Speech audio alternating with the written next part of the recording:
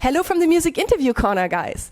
I am here in Hamberg, Germany with DANKO Jones, and I'm here with DANKO. Hi. Hey, nice to see you. Nice to see you. And this is a very special event today, right? You're playing an exclusive concert where you play some songs of your new album for the very first time, right? Yeah, we're going to play a couple of songs we've never played live before, and a few, 3 or 4 from the new album. Yeah. Yeah, and your new album is called Leo Rising, and it's going to be released on November 21st. How was the recording process? We did it kind of remotely, like we've done our last few albums. So we're just sending files to each other and adding on to it to create a demo so we can hear the song and choose what songs are the best. And then with those songs, we go into the studio separately again, but with our producer, Eric Ratz. Rich will come in. We live in different cities now, so Rich will fly into Toronto, record his drums with Eric, our producer, and then JC will record his bass in Finland at home, and I'll go into the studio in Toronto and record my guitars and vocals. The pandemic forced us to do that, and it worked out so great. We came out with a great album from it called Power Trio. And so this is our 3rd album doing it like this. So Power Trio, Electric Sounds, and now Leo Rising. So it's working good because I think those 3 albums especially are really good. I think it's the way that we're going to be doing it for the next little while, if forever. Cool. Yeah. And how did you come up with the album title, Leo Rising? Are you a Leo Rising? Well, I didn't come up with the title. I think Rich came up with the title, Leo Rising. I'm not a Leo Rising. I'm a sun Leo, so that's a sun sign. If you know astrology, I know a little bit about it. There's sun signs, moon signs, and rising signs. Yeah. My sun sign is Leo. I'm not a Leo rising. I'm a Pisces rising. Do you know your moon sign? I don't know my moon sign, but I know my rising sign, which is Pisces. That's important. Yeah, fire and water. For me, I'm Sagittarius and Scorpio rising. So you're kind of the same mix of fire and water. Yeah. Yeah, like Leo moon. Yeah, oh, I see. So you're more fire than you are anything else. But I think that's the reason also why. I think I can, on stage I present a certain way, which is an overt kind of Leo fire type of personality. But off stage, I do have a tendency to lay back a bit and be a little introverted, and so people get jaded by that when they meet me. And for me, I don't understand why, but when you take a step back, you understand that people see you one way and they have this idea, but I think it's the Pisces rising that offsets all that. If you want to get astrological, which a lot of people don't. So I understand that as well. So having said that, Leo Rising is just a cool title for an album. Definitely. Do you believe in astrology in general? Yeah. I hung out with a few people years and years ago that were really into astrology. So it kind of rubbed off on me, and I know all these little things about it, but I'm not, I learned it from them. I don't eschew it away, but I take it with a grain of salt. Let's put it that way. Do you know about Mercury retrograde? Yeah, sure. Your album release date on November 21st is Mercury retrograde. It falls into a Mercury retrograde. Are you worried now? No, not really. That also depends on where the other planets are, if they're in retrograde too. And it just depends on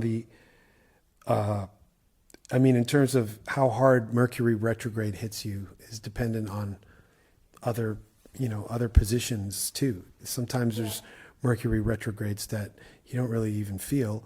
And then I remember one Mercury retrograde where we lost our gear. Oh, no. So many things happened. There was 2 or 3 things that happened within that time period. And so it kind of made sense. So it just all depends. I'm not really worried. I don't really believe in planning your life around these things. You just live your life, so. Maybe also when people have a bad time during Mercury retrograde, it's November 9th till 30th this year. Maybe your album can give them hope and pick them up. Maybe. I mean, maybe. But what are we going to do? We've been around all these years, never really paid attention to when Mercury was in retrograde, and still just did tours and everything was a success. So what are you going to do? If it happens, it happens. If it's going to happen, you got to live your life. You can't stay at home while Mercury is in retrograde. You have to live your life. And even if you do stay at home, the way Mercury retrograde works, doesn't matter where you are, it's gonna catch up to you. So yeah, maybe the house will burn down or a pipe will break or something. Let's not hope for that. But yeah, no, you can't live your life determined around these factors. You just have to do what you need to do, and the record comes out when it does. We're going to tour when that happens, and that's just how it is. I mean, that's what we got to do. Yeah, right. In November and December, you're going to embark on your Danko Jones' What You Need tour. And which songs of Leo Rising are you most excited to play live? Well, you know, we're going to play the songs that are singles first, and we'll see whatever happens. But we've already started playing What You Need, which is the lead-off track off Leo Rising, and it's fun to play. All the songs so far, the ones we've played in rehearsal, are pretty fun to play. So we're happy about it. And what's your favorite song? Do you have a favorite song on Leo Rising, or is it hard to pick? No, I usually do have one or two. I like I'm Going Blind, and I like Hot Fox. Those are my favorite two, I should say. Yeah, but I also like I love playing I Love It Louder, like live. I like playing it really. But I'd say I'm Going Blind and Hot Fox are my favorite songs off it. Yeah, right. My two favorites are actually also I'm Going Blind and Gotta Let It Go. Oh, Gotta Let It Go. Right on. Okay, cool. That's good to know. Oh yeah, now I have a Leo question for you. Did you ever write a love song that was so intense that it made you want to date yourself?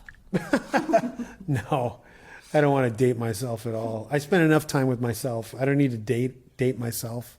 That sounds a lot like Pisces now. Well, there you go. Oh yeah, and another funny question. What's the craziest thing you and the guys have ever done on tour? Craziest thing? Yeah, or funniest thing? Funniest thing?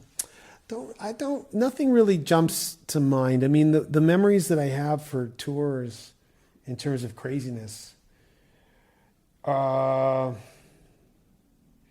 more like the stuff that's happened on stage, like usually like guesting with another band or something. So those are always the fun moments that I can recall really quickly. But any antics off stage, you have to jog my memory. I can't really think about it. I mean, I don't really party in the way that I think rock and roll has been cliched into. But you know, I mean, we've toured long enough where crazy stuff's happened, but I just can't. You got to, you know, all the stories come out when we're, you know, in our dressing room, relaxed, just talking to friends or whatever. Then everyone starts bringing up these stories, you know. Oh yeah, so you better shout "Gotta Rock" on stage, but in private it's a bit more quiet. Yeah, a little bit. I mean, you want me to recall any tour stories. It's hard for me to just do it on the spot. Oh yeah, you don't have to. Yeah, I can't. I need like people talking, and it triggers memories. I can't think of it on my own. Since 1996, your only lineup change has affected the drummers. I think you have had more drummers than Spinal Tap by now. And do you have a theory as to why that is? Well, I mean, 96, that's 29 years ago. Yeah. So most name bands, the average lifespan of a name band is 7 years. So when you think about it, 29 years, and we've been through 7 drummers. Rich has been in the band since 2013. So that's 12 years. That's a pretty long time. And that outlives most name bands. Yeah. This lineup has already outlived most name bands by 5 years. So I think we have a pretty good average. I mean, another thing is what nobody talks about is what made, and we can't really talk about it, but what made them leave or get fired. And we never use the term fired. We just say leave or departed and make it, you know, they're not here to defend themselves. So we just like to keep it nice, you know, like, but, you know, there's been drummers who have exited, well, a lot have exited on acrimonious terms, for one reason or another. But nobody knows the reasons except for us. So the fact that Rich has been in the band for 12 years and everything's going great and everyone gets along and it's the vibes are great is testament to, like, you know, how we are. Plus, behind the scenes, we've been with the same management, same label. Our managers used to be our label, meaning we've been working with a lot of the same people for over 20 years. If it was really a fucking gong show, I think on every level, in every facet of us being a band, we would just go through people like water. And then that would be a reason to go, what's wrong with those guys? But because we've been through so many drummers, it looks that way. The optics are like that. And I'm not going to say what the reasons are, but I just know, and people who know, and that's all that counts. You know, that was very Pisces again, and it sounds like you might have Libra moon. It sounded very much like Libra. Maybe, you might be right. How do you determine your moon? It's also the same like the ascending sign, like the rising sign. You have the time of your birth, and then you can calculate it with the website, with the program. Oh, okay. So I have the time of birth. That's how I was able to get my rising sign. Yeah, and you have websites where you can have like free astrology chart calculator, and there you can find it. Oh, okay. Yeah. Maybe I'll try and find my moon sign. Oh, yeah, I would be really... it would be interesting for me to know if it might be Libra. Okay. All right. I'll keep that in mind just to see if it is. But isn't it like Leos and Libras do get along, right? I think so. They're compatible signs. Yeah, I think so. Yeah. And I read on Instagram that Rich is also a mindfulness coach and a nutrition coach. Do you think that has something to do with him lasting so long in the band as a drummer? Well, I think his lifestyle off stage has definitely something to do with being in the band. That definitely is a clue. Yeah, it could be. There's a definite link there, you know. Oh yeah, and I saw your bracelets. I have crystal bracelets too. I don't have them right now, but because I took them off, they were not matching. Yeah, because they would match my outfit. Mine were different colors. They didn't match. Do you believe in crystals? Are you interested in crystals and mindfulness and meditation and stuff like that? Well, I mean, my interest is about as deep as my interest in astrology is. So it's like, you know, it is there somewhat, but I mean, like I said, you take everything with a grain of salt, and there's so many other determining outside factors with everything about this stuff. So I take everything with a grain of salt, but at the same time, I don't block it out of my life. So. And you have many great music videos. Which one was the most fun to make? Was it Get High? Yeah, that was a lot of fun because I was hanging out with Damian Abraham, who's a good friend of mine. That's very memorable. And I'm glad Damian and I were able to do it. But I have to say it was really obvious when we did those Below the Belt trilogy videos with Elijah Wood and Lemmy and Ralph Macchio and Mike Watt and Selma Blair and Don Jameson and all these people, and then all these other people showed up to hang out off the camera. So I mean, that was it was in LA, of course, so it's the only way to do it. I mean, it's definitely memorable that way too. So. Yes, there's some very different videos, but it's legendary. I know that the one with Elijah Wood is absolutely amazing. There's lots of different videos, and for different reasons they're memorable. But yeah, Damien and I it was great to do that video together. And I have maybe another Leo question. 28 years ago, when your band was founded, you said that you believed you were the best band in the world. And I wanted to ask you, how did this belief evolve, and were there like milestones that reinforced this belief? Like we're talking about Elijah Wood and Lemmy, so that's maybe a good topic. Right. It didn't evolve. It was a thought, and the thought stuck, and it hasn't left my mind since. I've always thought we were the best band in the world. In terms of anything that's happened to the band that's reinforced that thought, sure. I mean, just the fact that when you play as a band, when you start off as a band, your friends are the ones in the crowd. Mm-hmm. When you start to notice that there are people who you don't know in the crowd who have come to see you, that's when you start to think, okay, so I think we're onto something here. Mm-hmm. And that reinforces the belief. And then you get, you put something out and you get good reviews, or you get even more people coming to your show, or a band that you really like ask you to go on tour with them.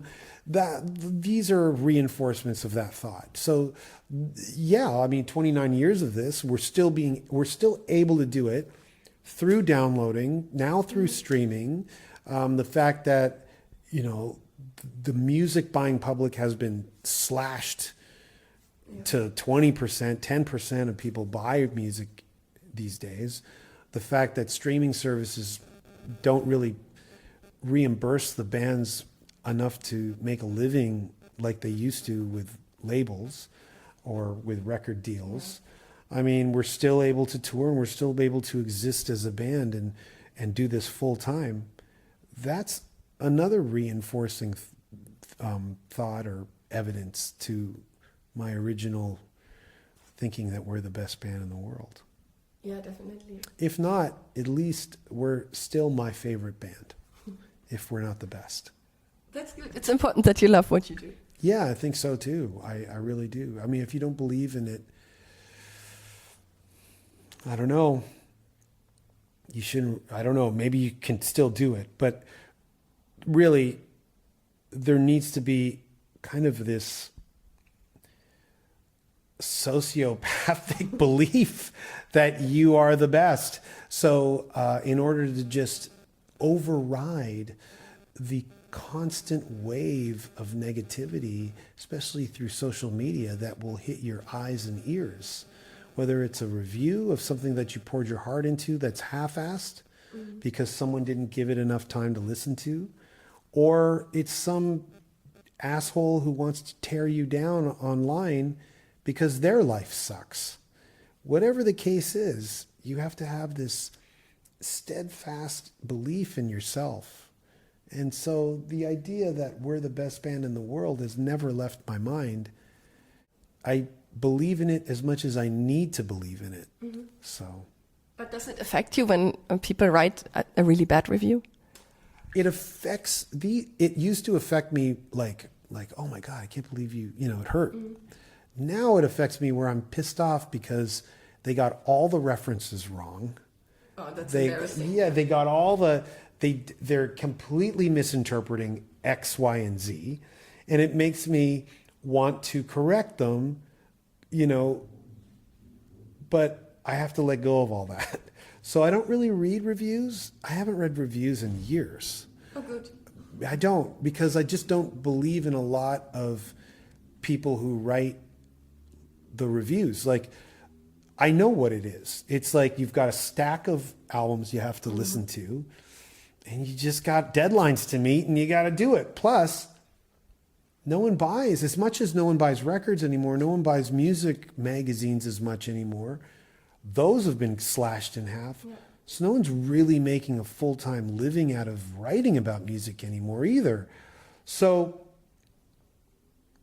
you have to meet a deadline, and you're not getting paid. You have a full-time job on the side that you have to cater to. So like all around, it's not how it used to be.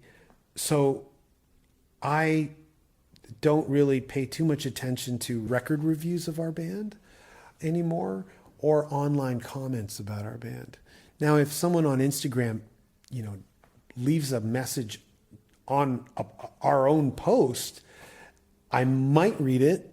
I might not, but I might read it. And if it's a negative post, I don't let it affect me as much as I used to, because I never believed it until recently that like anyone who's going to go out of their way to leave a negative comment towards someone they don't even know, they've never even met, whether they like the output of that person or not, must be going through a worse time than you are. So why would I add on to their terrible time, even if it's they're using me as a punching bag? So I don't engage like that anymore. I'm lying if I say that, it doesn't hurt to some extent, but it doesn't hurt as much as it used to. And I don't really care. The fact that we've been around for all these years kind of disproves any kind of point they're trying to make. That's true. So, and at the end of the day, push comes to shove, I just love our album, and nobody's going to dissuade me from, you cannot convince me. If I love our album, there's no way you can convince me that it's not good, because I love it enough to release it. So yeah, that's, and I'm also not above admitting that something sucks that we put out too, so. But I think also I really like your album too, and it made me really happy to listen to it. Oh, thank you. Yeah, thanks. Same here. Yes, it has a very good energy. It's like when you get up in the morning, you want to dance a bit to wake up. I think. Then gotta let it go. Yeah, that's the kind of vibe that we always try to put on our records. So that's what we're going for. Oh, maybe one funny question still. What is the least rock and roll thing you have done in the past week? And did it involve maybe scented candles or astrology or something like that? No, not really, no. Although that might be considered pretty rock and roll. I constantly do things that people wouldn't really think of as falling in the lifestyle or the uniform or the habit of what people picture to be rock and roll, constantly. So I don't even know where to begin to answer that question. No problem. But thank you so much for the nice interview. All right, thank you. Thanks a lot. I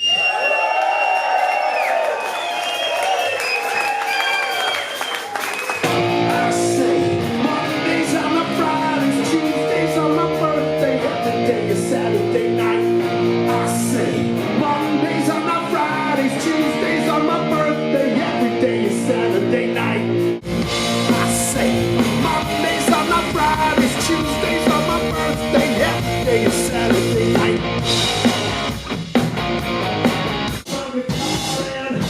Rock and roll.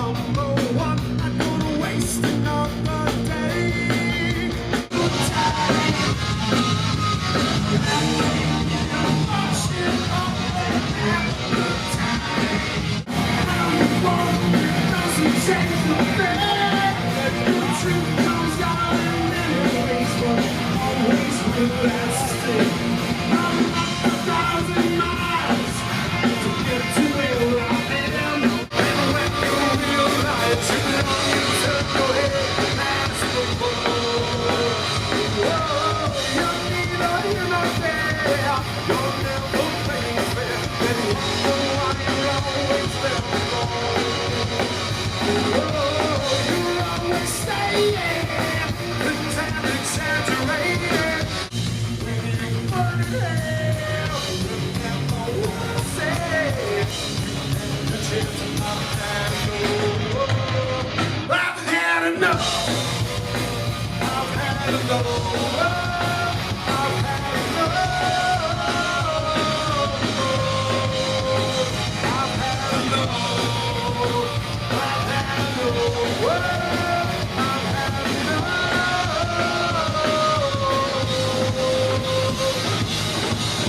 No sleep, no chill.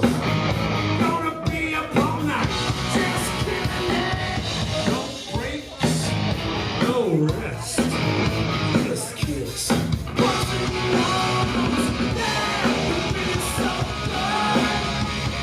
Yeah, it feels so nice.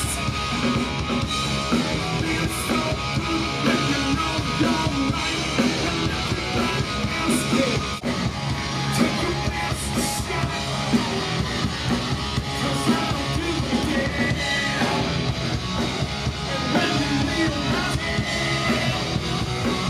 it's gonna make you say, I know you're gonna deny it. It's gonna feel great. And you're so good when you get out of bed. You're always ready to go. I got you looking like a million bucks. And you walk out the door.